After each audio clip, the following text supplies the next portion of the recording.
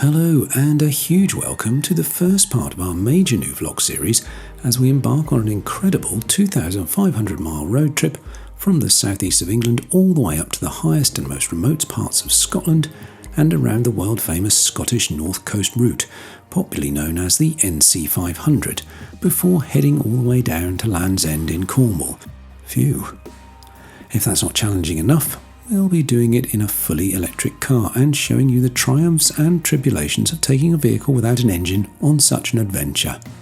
Along the way, we'll be stopping in the very best hotels we can find, that hopefully have a plug socket, and letting you know what we think of them. So, please press that subscribe button and hit that bell notification and get ready for the most Scottish drive of your life.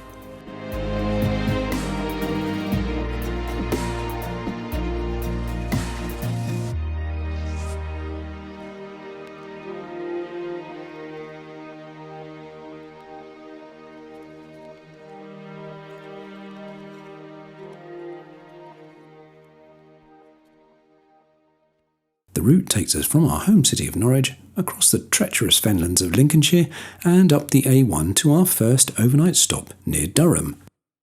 Then we drive through the Northumberland National Park to stop for a quick charge in a place called Edinburgh, before finishing up in Edinburgh at the Sheraton Grand Hotel. Lovely! Let's begin. Right. Let's get going on the first leg of our Visit With Us Grand Electric Road Trip. Okay, time to wake you all up with some silly editing and weird unsettling music as we introduce the reddest, sexiest and most bonkers member of our family. Here's my tribute to BBC's Top Gear as we introduce our ride for the series. Ladies and gentlemen, here's Scarlett.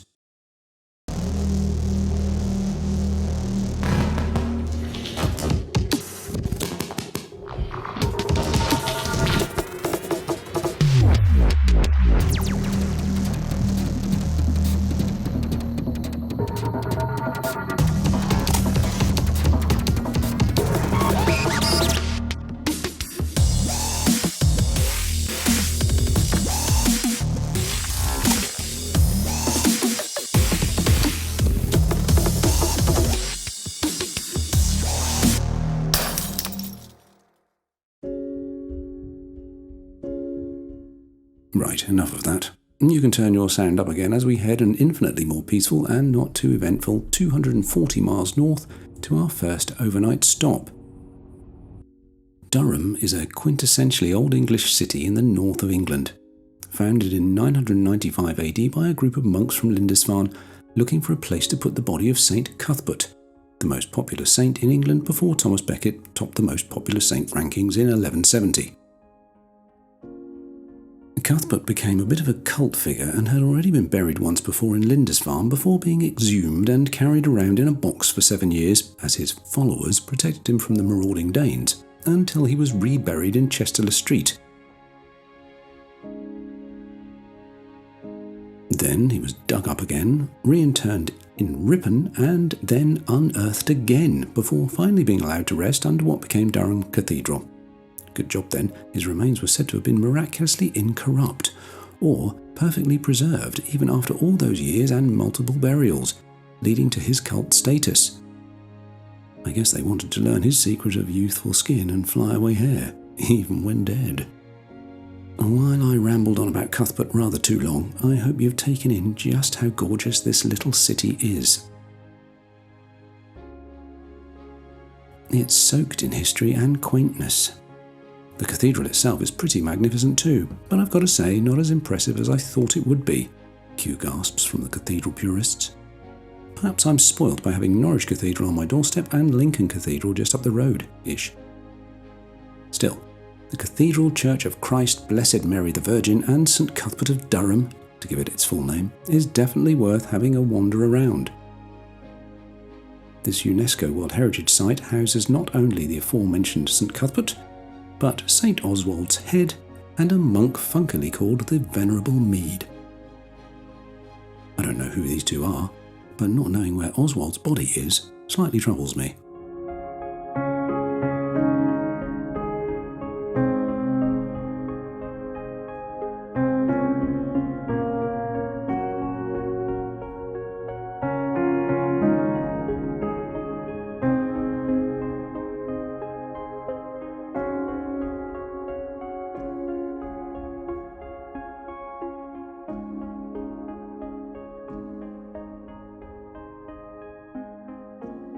Back in town, they even had a thing about World War II going on. Just how did they get that hurricane in that small square?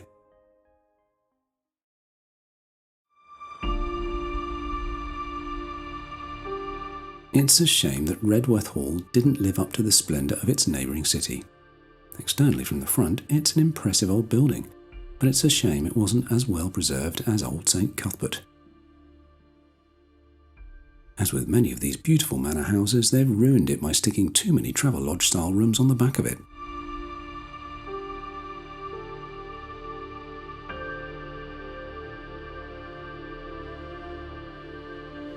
Our spa room was nice and modern though, but so far from anything.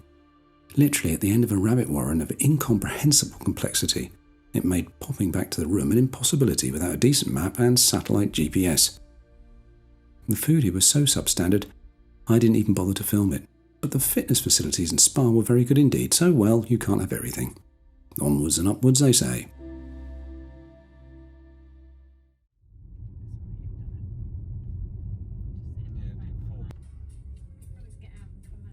And upwards we travelled.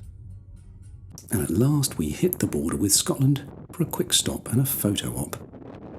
My, it was cold and windy.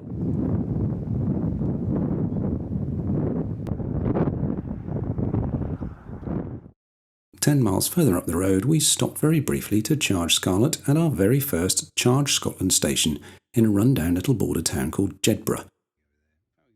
This was where things could get a little bit disastrous, as was left the safety of the very reliable Tesla supercharger network and was trying something new and, for us, untested.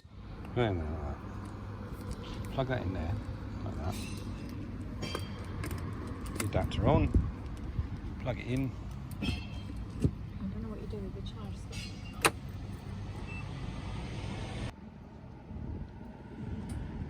Holding my breath here. It's charging! Yay! Thankfully, the Charge Scotland unit connected first time and we received some delicious free energy. Yes, free. More about that later. Jedburgh looked like it'd seen much better days, probably in the 60s. Most probably the 1860s.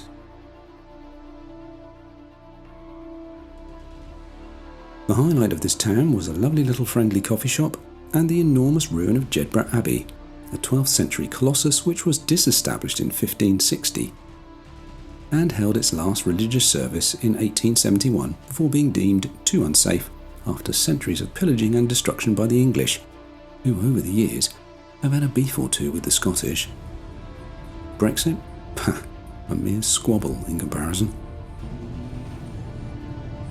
Fully charged and hurrying from the scene, we arrived finally in Edinburgh and our first Scottish stopover at the Sheraton Grand Hotel.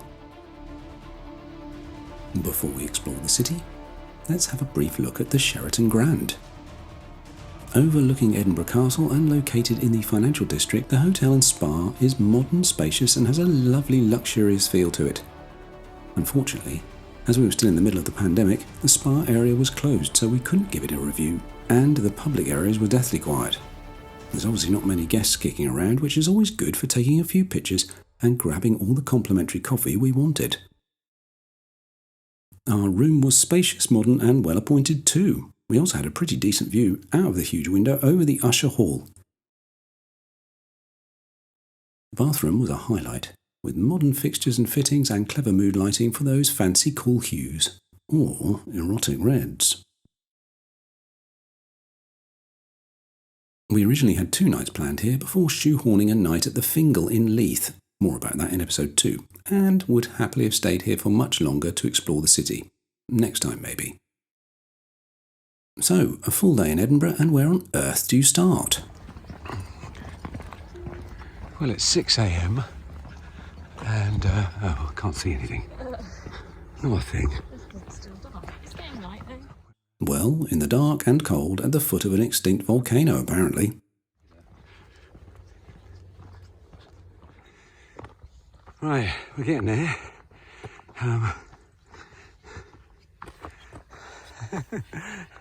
We're the only ones on this lonely path. It's crazy. Arthur's Seat is 250 metres high and plonked right in the centre of the city. We were determined to see the sunrise from the top, and luckily today was a clear day. We've got to get all the way up there. So, it was a hike in the pitch black pre-dawn, hoping we would time it right to get to the top as the sun came up. Remind me to bring a torch next time.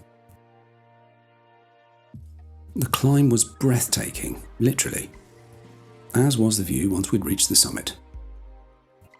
There were a few other cold and slightly bonkers people up there with us, and yes, we made it before the sunrise, and as a reward, we got to see this.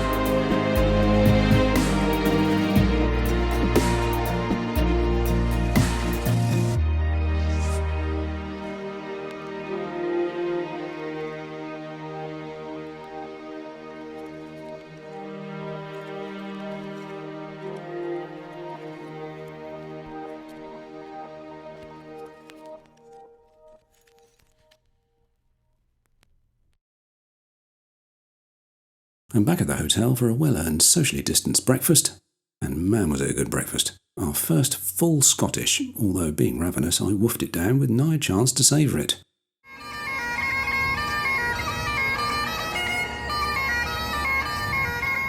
Fully recharged with slightly sore legs, we returned to the streets and were mightily impressed with this city.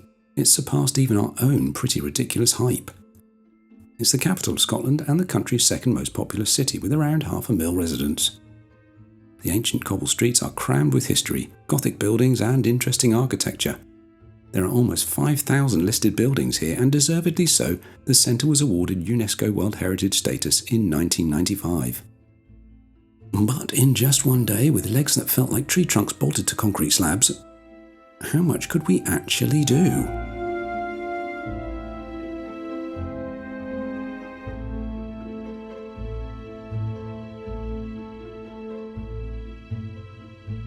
Well, we took a stroll down the famous Royal Mile, which is basically a straight downhill road starting at Edinburgh Castle and ending at the seat of the Scottish monarch, Holyrood Palace. Actually, it's Queen Elizabeth, who is the same queen as the rest of Great Britain.